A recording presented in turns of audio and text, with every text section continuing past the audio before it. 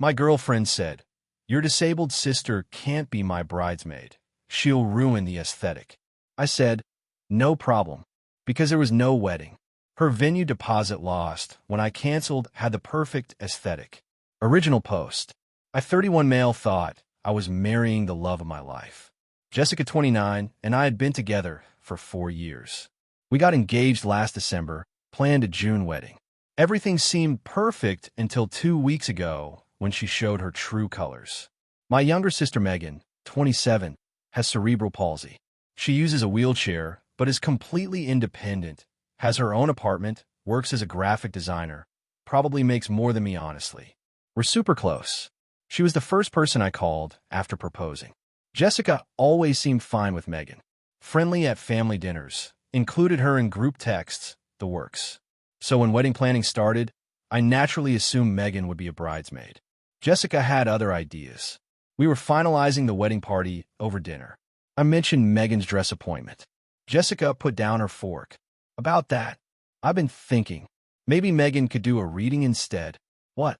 She's already excited about being a bridesmaid. I know, but she sighed like I was being difficult. The photos, babe. The aesthetics. All my bridesmaids walking down the aisle in those gorgeous dresses, and then a wheelchair. It'll throw off the whole visual. I stared at her. You're joking. I'm being practical. This wedding costs 40 grand. I want perfect photos. Those photos would include my sister. She rolled her eyes. She can be in family photos, just not the bridal party ones. The symmetry would be ruined. Plus, what if she needs help? What if something happens? It would distract from our moment. Our moment? Jess, she's my sister. And I'm going to be your wife. Who matters more? That's when I knew. But I stayed calm. You're right, I said quietly. No problem. She smiled, relieved. I knew you'd understand. We can tell her together if you want. Nah, I'll handle it. Update 1. So I handled it alright. Just not how Jessica expected. See, here's the thing about formal weddings. Everything requires contracts and deposits. The venue, caterers, flowers, photography, DJ. And guess whose name was on every single contract? Mine. Because I've been handling the logistics while Jessica focused on aesthetics. The venue alone was an $8,000 deposit. Non-refundable if canceled within 60 days. We were at 58 days out.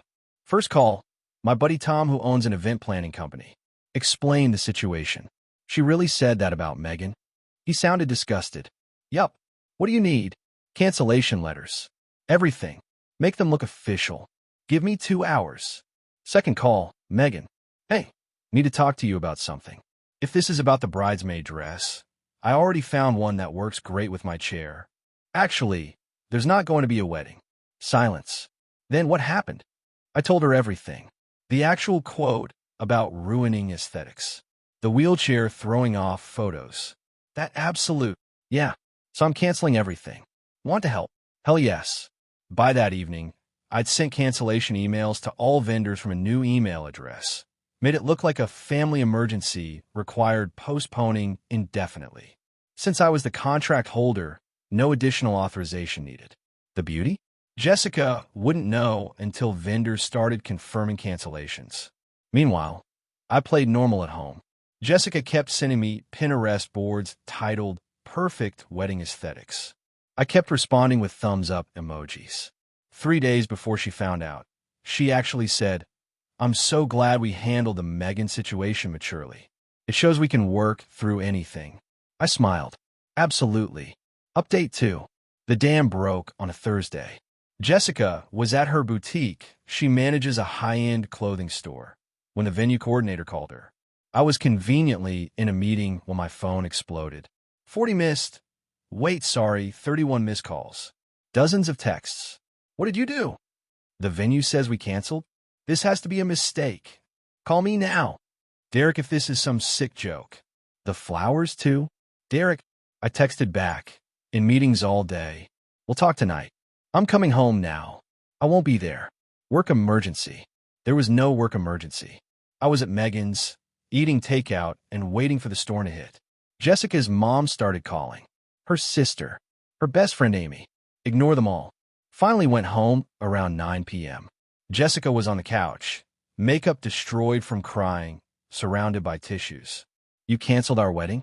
Her voice was hoarse. Yep. Why? We sent invitations. People bought plane tickets.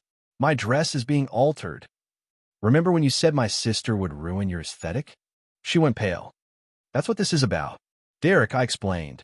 You explained that photos matter more than family. Message received. But the deposits. We'll lose thousands. 8,000 on the venue alone. Probably 15 total. She jumped up. $15,000? That's insane. We'll look like idiots. My parents already told everyone. Should have thought about that before discriminating against my sister. Discriminating? I was being practical. You're destroying our future over one tiny request.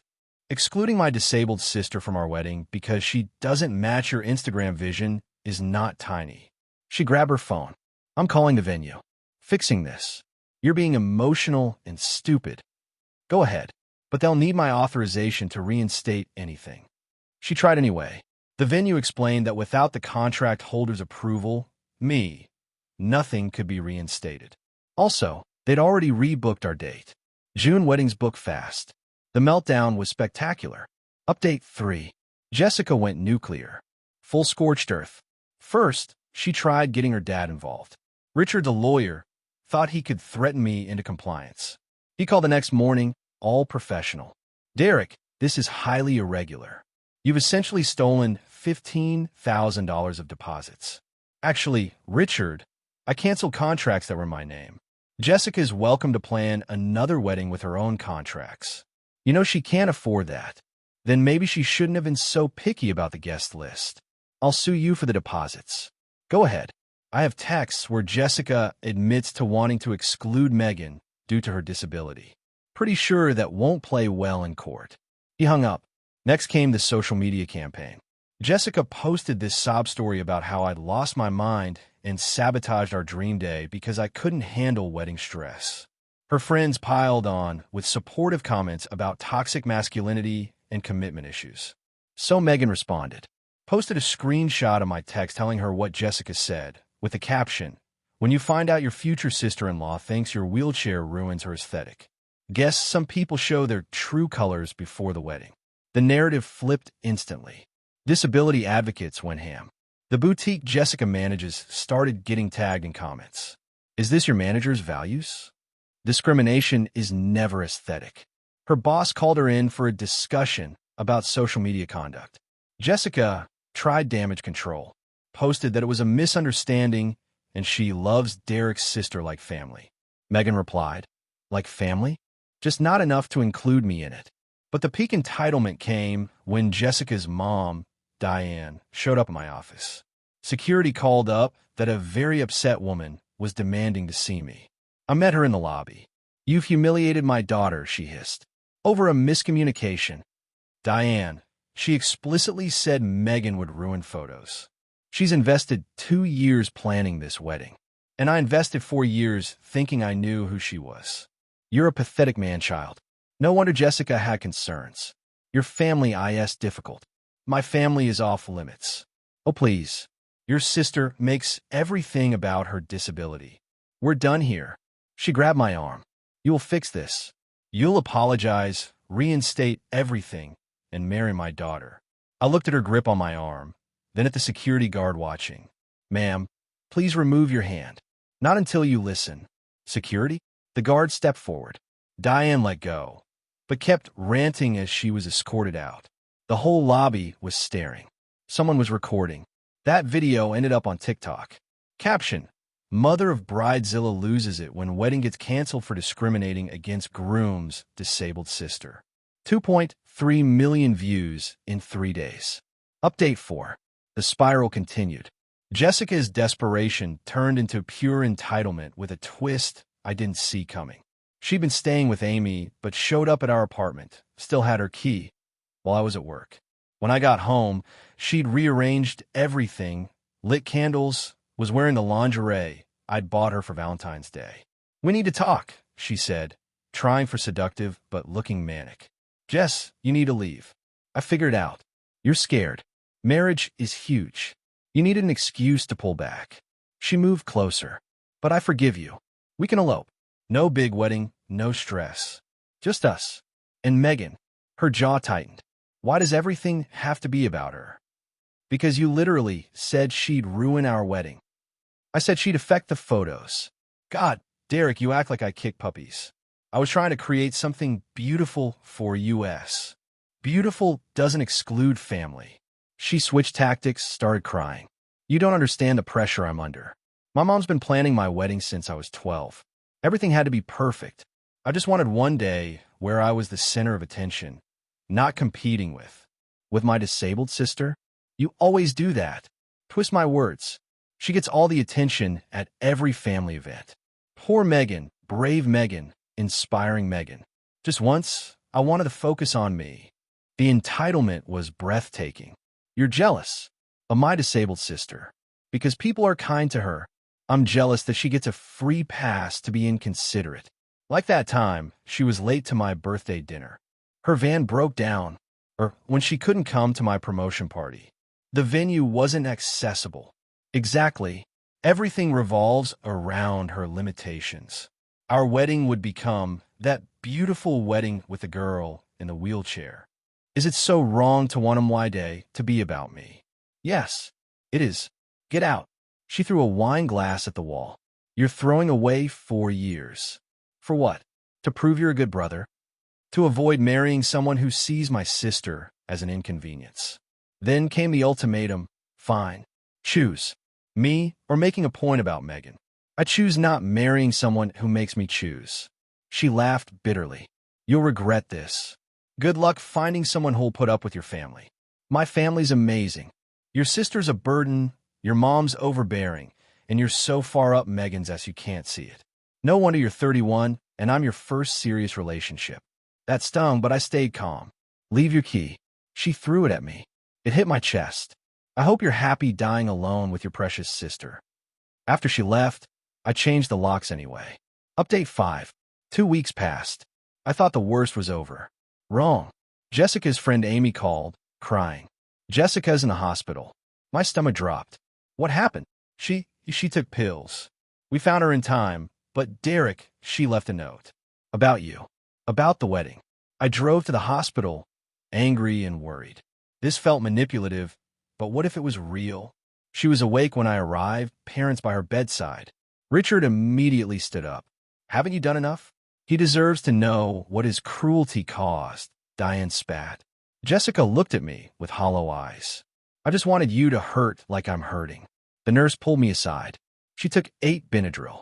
Enough to require monitoring, but not actually dangerous.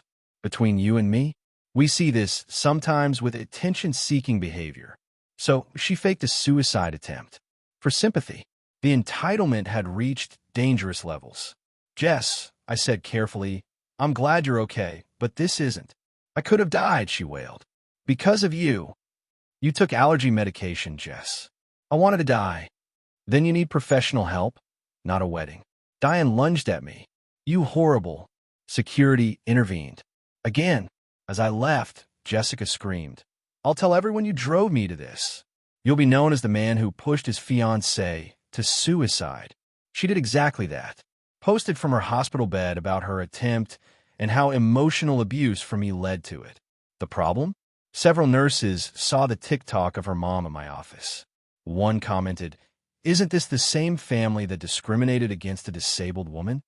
The narrative wouldn't stick. People started calling out the manipulation. The Benadryl detail leaked, probably from staff who were fed up. The suicide attempt became a meme about taking 8 Benadryls for attention. But here's where karma really hit. Remember Jessica's boutique job? Her boss saw everything. The discrimination, the public meltdowns, the fake attempt, all of it. Called her in once she was discharged. She was encouraged to resign, to pursue other opportunities. Her dad threatened to sue them too. They countered with security footage of Jessica stealing from the register. Apparently, she'd been skimming cash for months to pay for wedding upgrades. They'd known but hadn't pressed charges because she was a good saleswoman. Now, they had cause to fire her without severance. She was arrested 3 days later. Petty larceny. Richard bailed her out, but the damage was done. Final update. It's been 6 months now. The fallout was more extensive than I imagined. Jessica pled down to a misdemeanor, got probation and community service. The boutique didn't want the publicity of trial. She moved back with her parents, couldn't find another retail management job with a theft record. Last I heard through mutual friends, she's working at a call center. Still posts about surviving narcissistic abuse, but people mostly ignore her now. Richard and Diane tried suing me for the deposits one more time. Judge threw it out when my lawyer presented the text evidence and pointed out discrimination based on disability violates federal law. They had to pay my legal fees. The vendors were surprisingly cool about everything. The venue owner actually called to say if I ever needed event space, he'd give me a discount. Anyone who stands up for family like that is good people. Tom, my event planner buddy, hired Megan to design graphics for his company. They work great together. She's making bank now, just bought a new condo. As for me, honestly, the first month sucked. For years is a long time. I question myself constantly. Maybe I overreacted. Maybe I should have tried talking more. Then Megan said something that stuck. Derek, she didn't just insult me. She showed you who she'd be as a wife. Someone who'd exclude your family for appearances. What would she do if you had a disabled child? Hide them too. That hit hard. She was right. I'm dating again. Nothing serious yet. But I started with a new rule. Third date involves meeting Megan. If they're weird about the wheelchair, they're out. It's a great filter. I actually met someone promising last month. Sarah, a physical therapist. When she met Megan, first thing she said was, "Sick wheels. Is that the new quickie model?" Megan practically adopted her on the spot. We'll see where it goes. No rush. I learned something important. When someone shows you who they are, believe them. Jessica showed me she valued appearance over character, image over family, her comfort over basic decency. The $15,000 in lost deposits? Worth every penny. Could have lost much more in a divorce when she inevitably showed this side again. Oh, and Megan? She started a TikTok about accessible fashion and design. 100K followers and climbing. Turns out she's got a pretty good aesthetic after all. Sometimes the best revenge isn't elaborate. It's just letting entitled people face the consequences of their own choices. Jessica wanted a perfect wedding without my sister. She got no wedding at all. The aesthetic of an empty venue and a canceled future? Actually, nah.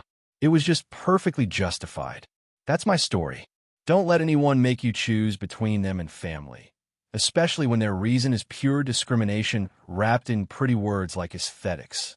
Your real family, blood, or chosen won't ask you to exclude people for shallow reasons. They definitely won't throw tantrums when called out. And they absolutely won't fake medical emergencies for sympathy. Thanks for reading. Needed to get this off my chest. Peace out.